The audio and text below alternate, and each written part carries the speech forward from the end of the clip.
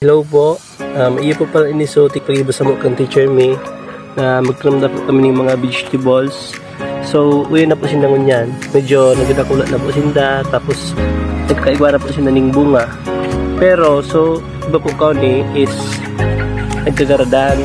Kaya, ang iba pong sako, mahiling nindo, mahiling na ng laog. Ayan po, yun na po sinangon yan. Tapos ini pong saro, medyo may nakahalo lang.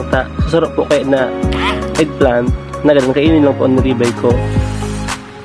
Ayan po sinda. May bunga na.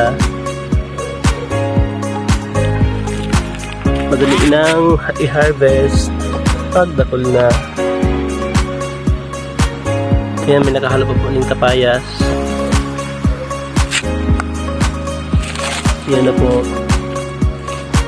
Dahil na po kumpleto so gabos na 10 sacks of eggplants kasi nagkaganda na po sa iba. Yan po sinda.